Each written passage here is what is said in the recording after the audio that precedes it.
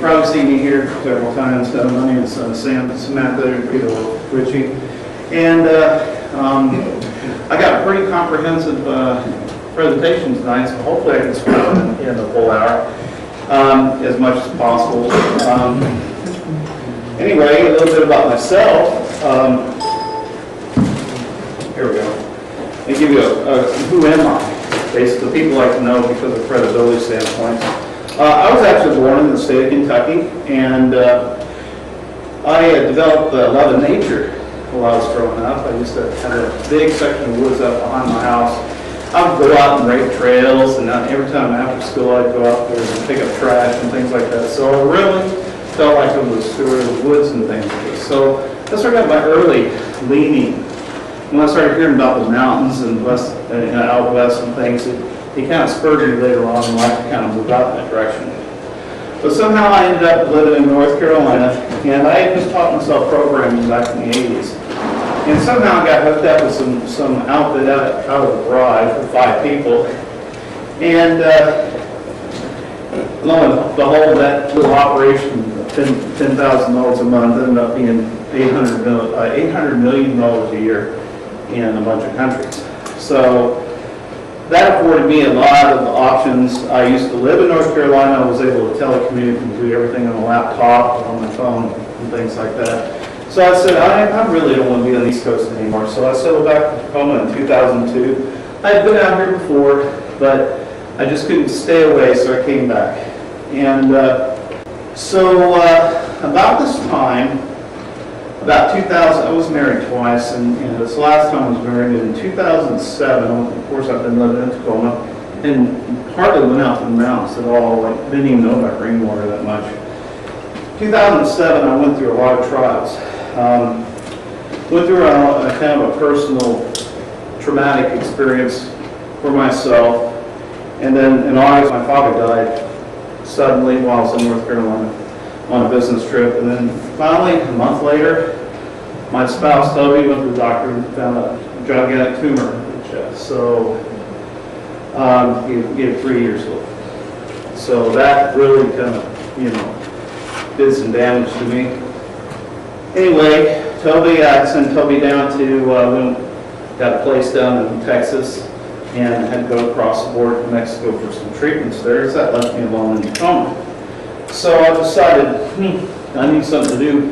I decided to go trekking out in the woods, so I went out to Greenwater, and then it happened. So I started coming out here once a week, and I would take my laptop and go to work in that tavern right there, just to sit there for 2 hours and enjoy the place, go walk to Willie's, just kind of walk by the White River, and then go back to Tacoma. Well, I was only doing that once a week in 2007, then it became twice a week. See, and then I went on for quite a while, and then Toby did succumb to the cancer in 2010, and that brought a lot of, a death really changes you quite a bit, and it makes you reflect more on your life, your own personal life, where you're going, and what you want to do. So I just happened to be at the tavern one day, and there was a big old RV sitting right here. So I went out and checked it. It was reasonably priced, bought it on the spot. Then I found a little rental spot around the other side. I says, I'll take that rental spot. So I just found myself a home in Greenwater. It was awesome. I still had my home in Tacoma, but I got my foot in the door for this place. Okay. So then I started going down to this place. Okay, now you know where the story's going to lead us from here. Okay, so finally getting down here in July 2012, so I started making treks over to the store, and then I started talking to this individual, who proceeded to really just, I wouldn't say in your face about it, but I was looking down the counter and seeing all these footprints and things that were made, and curiosity, hey, why not? So I started talking to Barb. And then she started telling me about all her experiences. I thought they were really cool. I had no reason not to believe her, but but you got to understand something. What was my belief system about this by the time I met her? Well, like a lot of people, what did I believe prior to 2012? I did like the movie, but as far as I'm concerned, it was fiction. Okay, fake footprints. You know, that's what the media tells you and stuff, and you know, that's the kind of thing they did. The mass media is trying to get people convinced it was just all fake. So after I talked to Barb, and I was settled in the woods, we're real close to where the RV was, and of course behind the tavern, he goes, drops right down into Green Water River.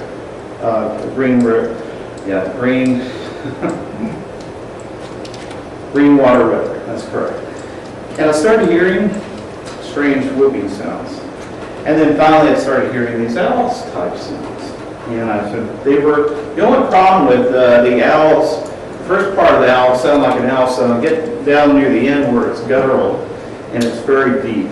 So it didn't sound right.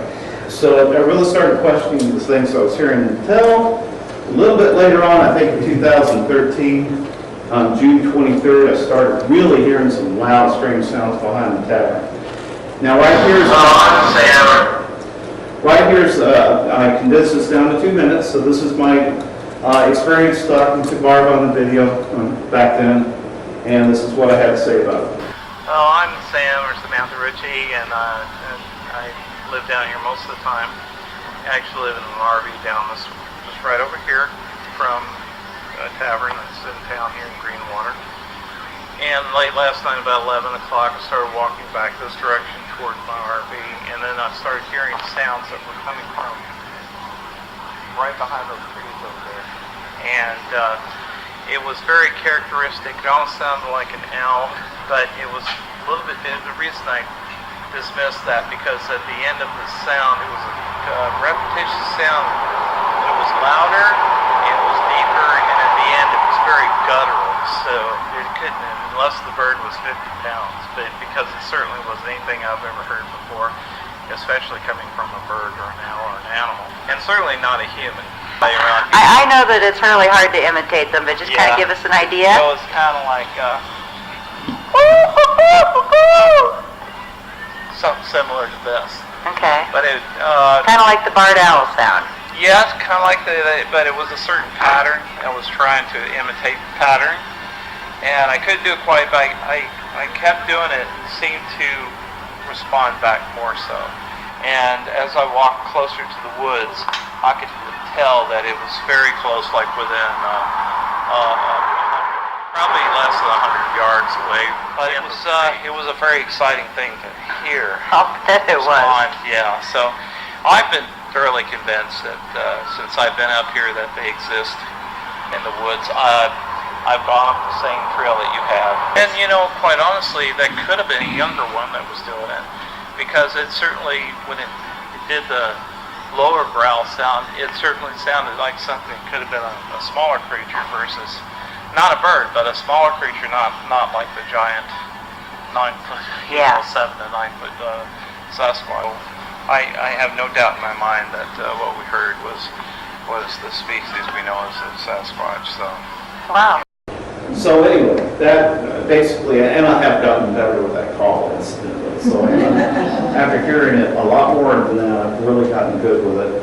But anyway, that went on, and we had a couple of times in the summertime where it was really apparent, and so that was early in the year. But then August came around. Now, I just got finished talking to Barb. I said, "Boy, it'd be sure nice if I saw a Sasquatch or something like that." You remember that? You know, and then no sooner I say something like that, then this came along in September 6th, and they're back.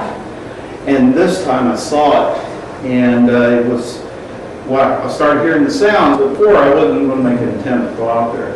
So anyway, I'm going to tell this experience real quick, really brief, was the fact that I heard that sound behind those two buildings that you saw in the video, and it was so, you know, pretty close to that now. That's a lot better. And but I kept hearing it. It was very loud, very deeper than even how I'm doing it. And so I decided, I had one of those little portable flashlights, you know, little dinky LED lights, and I just got enough courage to walk between those white buildings into the dark of the woods, and I turned on and flashed up like that. All of a sudden, What was the one went into 5 different voices, like monkey chatter, owl sounds, everything you could possibly imagine is going on behind me. Well, that just made me jump out of my skin. And one thought was, I'm going to run, but I didn't want anything jumping on top of me, so I walked out holding a flashlight this morning, just to keep them at bay. So anyway, they heard there were 3 other guys that were sitting by the tavern and took an interest in this crazy noise going on behind the tavern. So we basically, I followed it all the way across. It was going across the trees like that toward where my RV was. It was right above there. And the other guy had a flashlight. He was shining it up there. And finally the noise started coming all the way back across the woods behind this one tree. And I said, quick. And I says, I can catch the sound. So I flashed the light up there. To the very top branch, I saw a big blackish gray balled up creature lunging from one tree to the next. And then he pulled the light down. And then I says, I couldn't believe this. It was not a bird. It was actually not a large squatch, but it was a small one that was jumping across the tree.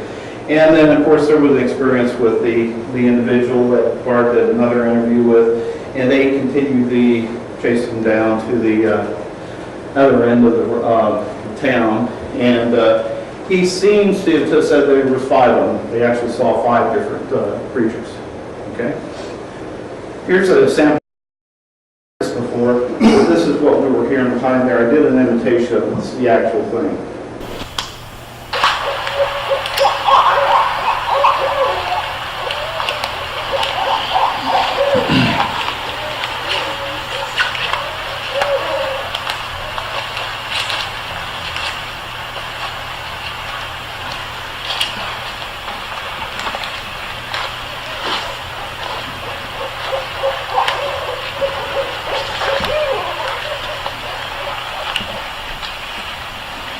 Over here.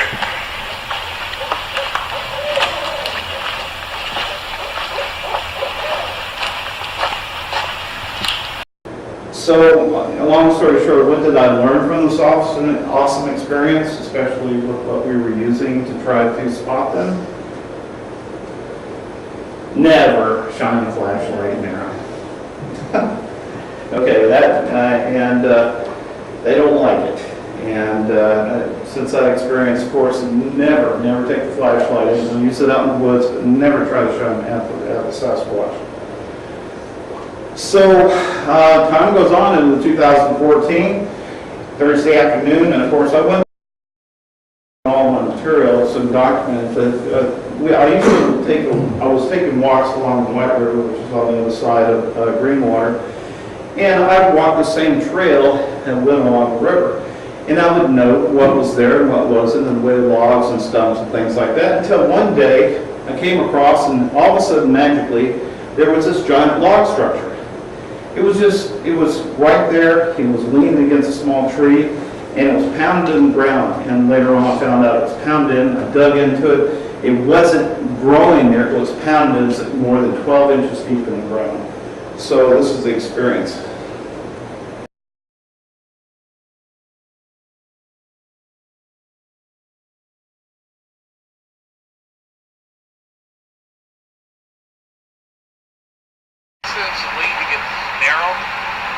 Now I did that.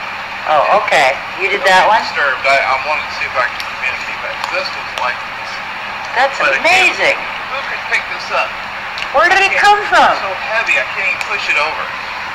Wow. That's really something. Because last time we were here, you would have seen this. Oh yeah, I just spotted We this. didn't, it wasn't here like that before. That is really in the ground Look there. at this bar. I did this some time ago. Right. And I did a triangle, I put a rock. Okay, to get out of it. And the stick was in here, I put that in there. But it was just kind of a symbol type of thing, like, and then this was stuck in the ground, and I did this. So that one appeared after you did this? This one, yeah.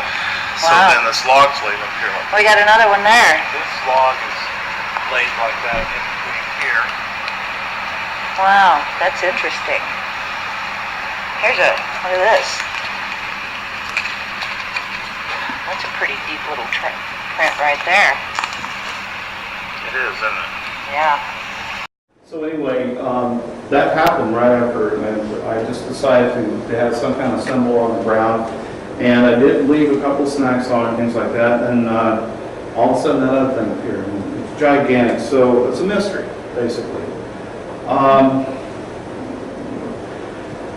Now, talking about more mysteries, in September 7, 2014, out in my yard, I probably did buy a piece of property there across from where the tavern's at, so I moved the RV over to the property, had a small cabin there, and I had this one particular tree, and I came back one day, the fellow that stayed in the RV currently, I said, well, Jim, where did all this stuff come from? And he said, it wasn't there late that night when we woke up this morning, and that was found laid out around the tree. So we asked everyone around town, and we were I had a construction project right prior to that, but none of this wood matched up anything that I was working with. It came from somewhere else. So I just completed this. Now, could they have been watching in the woods and watching me build a greenhouse and decided to help me out and leave wood? I don't know. You know, just something that adds to the mystery of living out in Greenwater.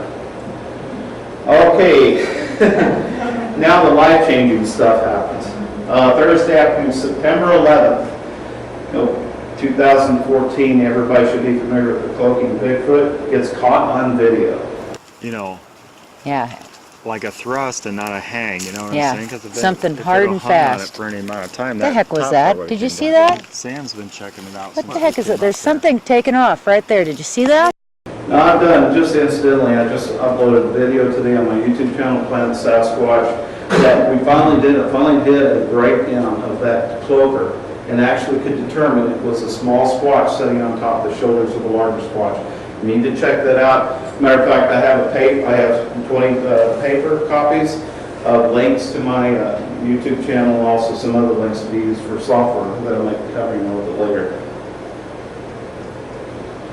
Now, the next day, this is the one that you don't catch on video, or anything else, any other recording equipment.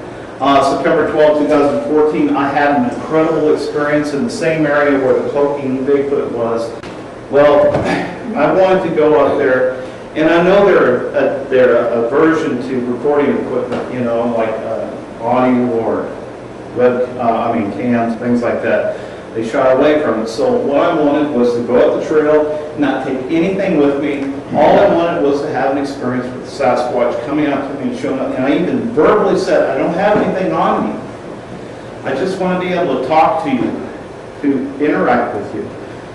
And so I had this kind of euphoric feeling. It was hard to describe. It was kind of an emotional feeling or kind of a spirited feeling.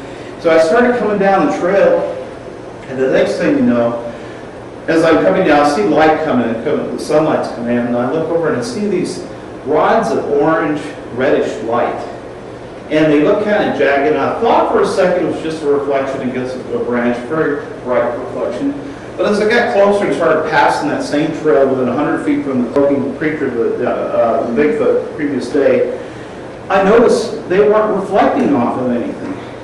They looked like neon lights. They were jagged like this, and they were glowing, and there were 4 of them forming a rectangular box above the ground without any form of support or anything. And as I passed it, the perspective changed so I could see that it was stationary. And my first thought was I fearful about it? No, that was the strange part about it. I just looked at it.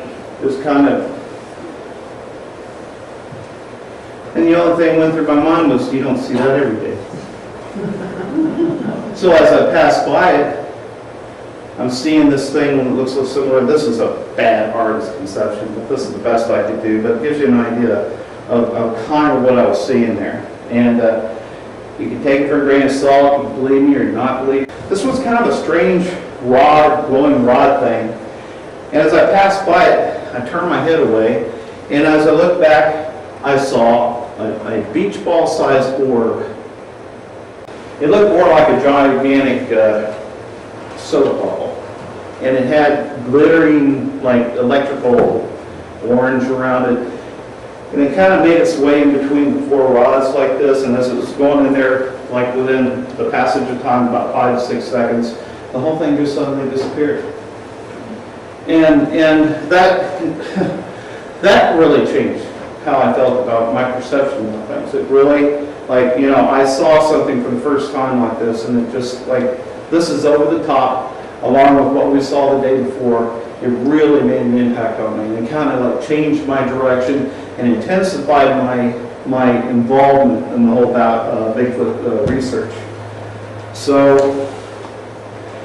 the next thing is, well, it's nice that I tell a story, but is there any physical proof after the fact? And we did go back and take this picture. We found an area where everything, whereas there's vegetation growing up along here, it was completely sheared in this area, completely, like something took a razor blade and sliced right through that area right there. Even the roots that were coming up there were shaved clean. So this was right below where that portal was stationed. So that's all I have about that. So like I said, you can take that or leave it. I don't have any more evidence of that except my word, and about this is the only physical evidence for it. Gifting area. I just want to cover this briefly. What time do it? Does it? 8:15. You have 45 minutes. Okay, I just want to be cognizant of the time. I wanted to, you know, gifting area is one of the best ways to get started, because otherwise you're just doing the whole stalk and dock technique. You got to develop a relationship with the Sasquatch. And so gifting area is finding a good spot and establishing a place where they can come and interact. Like Dr. J's doing down in Soho. We do it, of course, down in Greenwater. Matter of fact, they're probably getting too much food because there's like 4 or 5 of us doing gifting area. So we try to maintain. Well, I know. I had this here. This was the first thing I tried. So I tried to establish my own gifting area away from the ones Barb had that was really super popular with the Sasquatches. So I set up camp with top of this, not set up camp, but set up this stump with this, which is there, 2 tomatoes, and peanuts and some jerky and sealed in a container. It was September 26th. But what happened? Nothing. So let's try putting the tomatoes on top of it. On 9/28. How'd that work? That still didn't work. So let's move it around like that. I was not getting anywhere with this going in October. So I finally decided, why fight whatever? Barb had already moved her gifting area over to another undisclosed location that I don't even know about and I don't want to know about. But so I went back to her original gifting area, decided to put this in that container back to the spot right here. So we put that up, and guess what happened the next day? What's left? 1 tomato. 1 tomato. Where's the container with the jerky and the peanuts, and then where's this thing? Well, at first I thought it was totally gone, and then I looked about 30 feet away, and look what I found. It was laying on side. This thing actually wasn't completely full. It had already been opened. I'd used a little bit of it and had this much peanut butter in it. But this is a big container, so it's overkill for a squash to eat all of it. They made a good headway into it, so there's still a little bit left. But I will pass this around if you want to look at it. Yeah. So I cleaned the outside of it. It gives you an idea of just how they push the stick in through it and everything like that. So basically the stick was laying on top of it, and it looked like there's twigs inside of it, and you can see, and it looks like that stick was pounded all through it to get the peanut butter out of it. Okay. The lid was found another 10 feet away, and the only thing was that it has a couple of little puncture marks in it, maybe a little bit of teeth things going on right here, and a couple of places. But other than that, it's still intact. Okay. And of course, that's what you'll see as you pass it around. Like I said, it's clean, it won't bite you or nothing like that.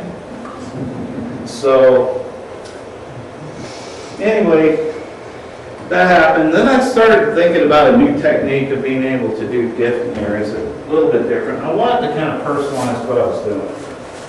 So in the gifting area, I went ahead and took a peanut butter jar, ripped the label off. I actually went on the computer, did a small portrait of myself, plus some apparent pictures of Sasquatches on it, and then used tape to seal this on here really good so it's weatherproof. Not only that, I left the seal on the jar, and then I took a hot iron and put a number here on the inside, plus also took a, what I do is I photograph any numbers and things that are on the jar, and so I can track it if it's later found. But especially if there's a number on the inside of it, and my face on it. So that's what I've been doing, and this is like the 4 gifting area I've done this way. They really love Jack Links. Now, I know there's the commercial and the posters and things. They really do like this. Because the first time I put it out here, they moved this a little bit. See this here? This was moved down here, and then these glasses were set neatly right here. This disappeared totally. The Jack Links disappeared. There was nothing around. I came out the next day. This package just happened to be laying on top of the log. Like, I want more of that. So I proceeded to bring more of this and the peanut butter. And like every time I do it, the very next morning, because I'll do it late in the evening and come back early in the morning because I don't want to lose anything, the chance to a human, even though I have it in a very hidden place, they disappear. But I'll tell you one thing, I have not been able to find this jar, these jars. Ever since I started doing that, I've done 4 of these and had no trace of the blue lids or the jars. For all I know, there might be some special mantle that's got my face on it in some Sasquatch habitat with candles burning, and I'm in trouble. Okay? So, this is just what I'm doing here, and of course you see where I marked it. I document basically as much about the jar so that, I mean, that's the thing you do in the gifting area. You want to document everything because what you're trying to do is you're trying to look for the little hints and things about what are they doing with the peanut butter, what are they doing with the gift, how are they playing with the different objects that are there. There's a lot that you can learn from the gifting area. And Barb, I think she's a real super expert about that. With all the stuff that she's doing out there. Okay, so time marches on. We had all this great experiences happen. And then I said, I got to come to this. Well, I wanted to help Barb, but actually I was helping her with a presentation on the computer down at the Sasquatch Summit. So, but I'll tell you what, it was an exciting experience. It really stimulated me to go ahead and do this, to set up my own YouTube channel. Because I already have all these photographs and material and information I have. So now it's time to start getting this out to the public. So I even have a website called planetsasquatch.com to post all of my findings. And so at this point in time, I started at the end of November. I already got 14 videos out there and has a substantial number of views at this point. Not that I'm trying to be I'm not out to try to create a fame thing out of this thing. I'm just more interested in making sure people see the information because it's all about the Squatch and not about us and about the understanding of who they really are. Okay, so here's some of the things. I'd like to go over some of these basically because this is how I proceed to do things a little bit. And they're very concise. There's research methodologies of all the stuff that you collect together. There's video analysis, anything you collect on videos, being able to see what you're seeing on the video, being able to zoom in or make some clear distinction. I've helped Barb out on a couple of things we've done. We discovered that, taking a video, we discovered something moving. But then you have to go back to the same spot and take a picture of that same spot because it's very important to do a comparative pictures or have someone go down there and simulate where that spot really was. So what we were able to do is very important to have like a color printer or something. Take a snapshot of that same thing that you spot and go print it out, then walk back out in that area and find the same angle and position so you can take another picture or video. And then that has been extremely helpful for us in our research. Audio analysis. It's good to have some good software tools to not only capture the audio, but be able to do certain things to speed it up or to, like for instance, a lot of times, I know some things we've run into is things are very low. So if you play it on a speaker or, you know, you can't hardly hear it, sometimes it has tools to be able to have audio amplification or use equalization to kind of bring out certain things of the speech that you're hearing in the background. Photo analysis is the one I actually do most of in my videos. I find something in the photo, or intentionally or not intentionally, I zoom in, I make some comparisons, I do some basic analysis, and I do some basic enhancements. And when I put my first video out, I used the tarot. I found out the first thing about the Sasquatch community, they have tablets. And I said the P word. Do you know what the P word is? Photoshop. That strikes fear in the hearts of a lot of Sasquatch.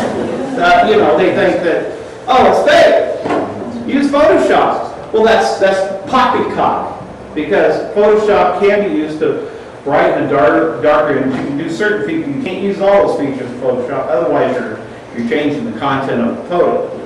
But you can use it enough to brighten it up a little bit and be able to get some clarity, sharpening, or whatever, so you can distinguish what you're seeing. Then you go out and make comparative photos to make sure you're not looking at a stump versus a creature. You're at a little bit of a disadvantage, of course, because nothing's moving on a photo versus a video. With video, at least, you know something's not an inanimate object because it's moving. On a photo, you can't really tell that. There's also physical evidence to discuss, like footprints, stake structures, and gifting areas. Just keep in mind those are the key primary ones that we look for, and the gifting areas is usually your first step into that. But you got to find an area they actually inhabit. So what you need to look for as you're going out in the woods is find some evidence that they're actually in that area of the forest. Otherwise, you might be putting gifts out and feeding somebody else. Hungry, homeless people. I'll do it again. Photo versus video. Videos can easily distinguish between animate and inanimate objects. As our videos can really say a lot. The only problem with videos, they don't have the high resolution like you do with a high megapixel camera. Photos, however, require more burden of proof because you've got to do a lot more with them. You would require comparisons that have to be made. And photo areas need not only that, you can't just rely on photo, you have to have access back to the same area so you can go back and physically examine it in order to validate what was really there, or the absence of something original. I mean, because anything can show up in a photo. And especially, one of the things, techniques they use is zooming in on a photo to see something. You can only do that so far before what they call pixelation happens. And when something looks like a blob squatch, then you've gone too far and you can't use it. You can go in and zoom in to a point where there's still a distinguishable form as in the original, but you can see it better. But just something to keep in mind. Some of the tools, photo enhancement software can be used within reason to help establish what is seen that should only supplement the evidence mentioned in the prior slide. So you can basically use basic lighting, contrast, and sharpening, and you'll see some evident examples of this in a couple of things I've done videos and some pictures of squatches that I actually have. Heavy enhancements can distort the image and will really corrupt whatever's really there, so don't even go there. Unless I do use it in a couple instances just to illustrate that there's a body form there, but nothing to use for detail or anything like that. Okay, so I'm basically going to go through a photo collection of mine, and the first one is the second episode on my YouTube channel. I came across this picture. I went out there and took 3 sets of pictures actually, and started comparing them. And you know, people may knock me about this, but sometimes I go by gut instinct. I got kind of an empathic, you can take this for what it's worth, I have an empathic feeling towards the Sasquatches, so sometimes I get this inkling to take a series of pictures. This is one of those occasions on October 12th. So I took 3 different photos. This one was the 3rd photo. Now, if you take a close look at it, do you see anything on that photo that looks a little strange to you before I go further? Possibly to the side. Coming out right here? Yeah, right, yeah. Okay, there's something on, we'll talk about that other thing in a minute. Okay, so I wanted to examine all 3 pictures, so I zoned in on this. Okay? So zooming on that spot, what I'm going to do is compare the 3 photos in that area. Okay? And see if anything changes. Well, that was the first photo. Keep in mind, I just started taking pictures. So you see here, this guy is sitting here, and I don't know what that is. I'm going to cover that later. I'm not going to say I've seen I've seen this creature, a number of my photos, and I'll have to do more research before I say anything about it. So this is completely unaware of me taking the first picture. All of a sudden, I think the awareness is starting to kick in, to finally, in the 3rd photo, yeah, you know I'm here. So I could go back and forth, see? Look at the movement. Okay? And this kind of looks like very similar to the Jacobs. So it's not the big squatch, it's like the baby squatches. There's a thing called Jacob's photo that's out there. Y'all know what I'm talking about? Jacob's creature. Jacob's creature has the same kind of thing with the arms and everything like that. Okay? So what I did, I went out later to that same area where that one squatch looked like it was standing, and look what I found. 13-inch footprint with the measurement and everything. You see the toe area right here. And I carefully pulled some of the loose leaves away, but it was pretty much right there. Squirrel. Squirrel, yeah, 900-pound squirrel. So this is back, now we're back at that photo, the 3rd one taken a minute later. So I picked that one out. Can someone spot something else that looks different on this photo that jumps out at you? Is there anything on that photo staring at you that you can tell? There's a darkened area to the left of the tree. Yeah. Right here? Look for something really tan looking. How about right here? You see something kind of hunched over, kind of looking at me?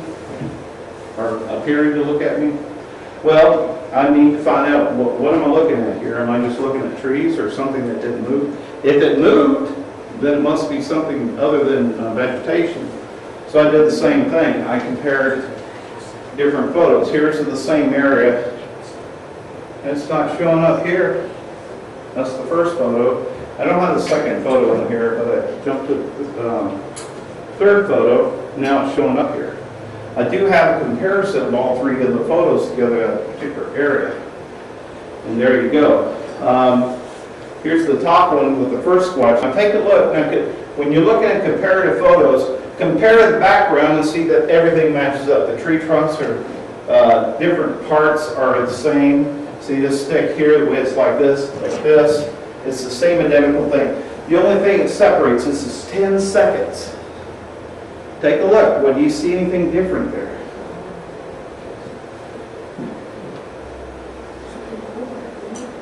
Whereas 10 seconds ago, it's not there. He's not there at all. And then all of a sudden, you see him here.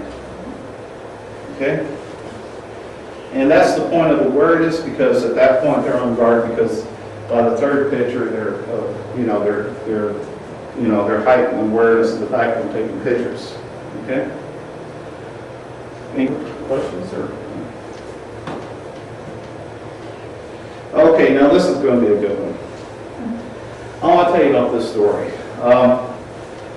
On October 28th, this is probably the other life-changing event, was the fact that I went out there and there were 6 pictures I took out in that area. 2 of them were by the creek, and then I walked over and overlooked what we call a little swampy valley, and there's a ridge that goes straight up. But there's these 2 trees, and it was a sunny day, and there was some shadows in the background. I happened to be looking over, and then between the 2 trees, I saw that it looked like a dark shadow. But the problem with the shadow, because I can distinguish between the different shades of shade, or the like blackness, that it was blacker than the rest of the shade area around it. And not only was it had an appearance of a black, dark figure, I couldn't see through it. And it had kind of a mirage type of waviness to it, like it was moving, but I couldn't really tell. But my gut instinct told me that whatever the case may be, could be a partially cloaked squatch. So I looked up and I was doing this head cocking thing a little bit, looking at it. So I decided to wave at it. Just smile and wave. Why not? Why not take the chance that someone's standing there? So I waved and had my cell phone at the time. Took an 8 megapixel picture, and then after about a minute or what, half a minute later, took the second one. Okay, well, here's what I got. I got this darker than usual figure here in the middle. Can you tell that? Look around the shadow, and you can't hardly see anything. I got a comparison photo between these 2 trees, and you see there's stuff behind here. So I saw that. It says, I need to use some lightning on Photoshop so I can lighten this up a little bit. But I see a body there, and I see a head, and I see, what I really want to see is some detail. So I went ahead and started adding some lighting, brightness, and contrasting. Add a little vibrancy to it. I didn't modify the form, did I? Just brighten it up a little bit. Brighten it up a little bit more. Are you able to start something there? You can see it's distinguished from the rest of the background. Okay, so I have a little digital noise removal. Honestly, because I'm using a projector, you're not seeing as much detail as perhaps if you're looking on a computer screen, but I do cover this actually on my on a video. As a matter of fact, this one is the video I've had the most number of hits on actually. So basically, here I blew it up, but you can't see the head detail or anything like that. But what I did was I was able to take and do a little bit more work in that area around the shoulders and the head, because I really want to see the detail. What was this guy doing here? And if you notice here, notice these nubby things right here? See how these nubs are? That's actually hand, that's a wave. And you'll see this in a minute. Okay, there's a comparison photo first before I show you that what I did. That's the same area between the 2 trees here. Can you see branches by it? I know it's in different seasons, about 3 months difference, but it's the same tree. Compare the 2 together. You can see right through here. You cannot see through this. How tall did that put that at? Well, we're thinking it's behind that trail there, so from that standpoint, I'm thinking I'd like to do a little bit more analysis about that when we get a chance. We're guessing somewhere about 8, 9 feet, something like that. Okay. Here's where I brighten up the photo a little bit so you can even see more of the contrast between the dark area and the area where it's not there anymore. Okay. All right, now I did some heavy enhancement on that body so you can start seeing some things. You see an actual humanoid figure at this point? You see the head up here? See the head up there? The hand? And then there's fingers, there's digits right here. You can actually start seeing them waving. I did a lot more work on that. And take a look at that. Can you see what you see? Sagittal crest in the head. Yes. See the face? Yeah, forehead, nose. See the hand holding a stick on one hand and he's got the finger digits like that waving? Just to show you, here's the nose, here's the eyes, and here's a smirking smile. Look at it. kind of struck it in, kind of waited. Nothing's good. You know, we say he's waiting. Anybody want to call that a blob squatch? I'll be glad to take criticism. You know? Well, you know what, it certainly is not clear like Patty and Patterson Gimlin. Yeah. And so technically it is blobby. However, there's really good, fantastic, super duper blobby. And then there's, you gotta be kidding me blobby. Okay? That's super duper fantastic blobby. Well, I'll take that. Okay, Yeah. that's a compliment. That is a compliment. That's really good. You know, obviously, any one of us would like to be able to produce the clear, Oh, yeah. unequivocal, indisputable photograph, but that's pretty freaking awesome blobby. Well, here's the thing too, I took a second photo, and which was a half a minute later, and if it was a blob, it would look pretty much the same. You say nothing would change, but guess what? Here's the second photo, and the head area is turned, and the hand motions are different. You can't see it, but you can tell there's a squatch there. Look at the body. Can you see that even from here? You'd almost have to turn out the lights or something to actually see that a little bit clearer. But I think you can see it from here. I had a little bit more lighting here to do the same thing. And a little bit of cleanup here. And you can actually start to see a head. The head's kind of turned here, and there's the finger. It's a finger now. It's not the whole hand. It's just a finger. And then here's kind of a more enhanced version of that with the head turned. And in comparison with the other one. So here's the two pictures together. Are you seeing the action that's taking place here? The first one is when after I took the first picture, I waved to him, so he decided to wave back at me. The next thing that happens, he's got his head turned, and I can only turn, and he's got his finger pointing in my direction, possibly some other squatch and saying, "Hey, she can actually see us." You know, this is how I'm interpreting that. But it was definitely, you know, I got knocked about this a little bit, but not much. This has gotten quite a lot of good reception from different people. So, and here's where I compare them all side by side. You can see the differences. Here's this one, and then the open area. And there's changes with the tooth, and then of course showing the base photo